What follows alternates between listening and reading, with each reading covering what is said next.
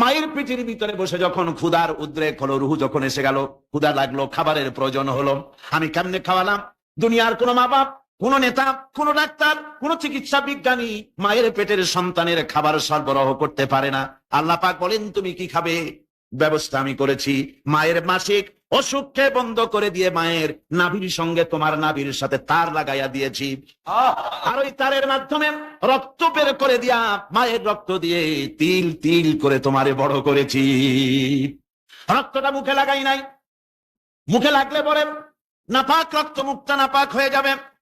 নাভির ভিতর দিয়ে পাস করে দিলাম, মুখটাকে পবিত্র রেখে দিলাম, যাতে করে দুনিয়ায় আসার পর আমার পবিত্র বানানো মুখখানা দিয়া এই দুনিয়ায় বসে তোমার আল্লাহর পবিত্র নামের জিকির করতে পারো। এমন সুন্দর করে মায়ের পিঠের ভিতরে তৈরি করলাম, হাত দিলাম, পা দিলাম, সুন্দর করে বানালাম, এমন নিখুঁত করে বানালাম, তাকায়া দেখো নিজের দিকে, সুন্দর করে বানালাম। এরপরে কি করলাম?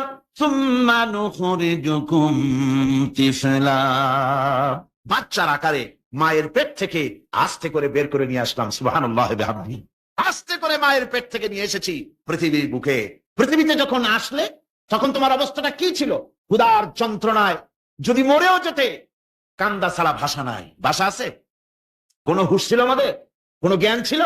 আল্লাহ রাব্বুল আলামিন বলেন, আল্লাহু আখরাজাকুম মিন বুতুনি উম্মাহাতিকুম লা তা'লামুনা শাইআ। মায়ের গর্ভ থেকে এমন অবস্থায় বের করে এনেছি যখন তোমার কোনো হুঁশ নাই, জ্ঞান নাই, কথা বলতে পারো না, পায়খানার ভিতরে পড়ে থাকো, ট্যাঁ করে কান্দা ছাড়া পথ নাই, পানির পিপাসায় গলা শুকায় যায়, কান্দা ছাড়া পথ নাই, মনের তোমার মুখের কোনো ভাষা নাই কান্না ছাড়া। আমি তোমার এমন আল্লাহ, আমি তোমার এমন স্রষ্টা, আমি তোমার এমন রব।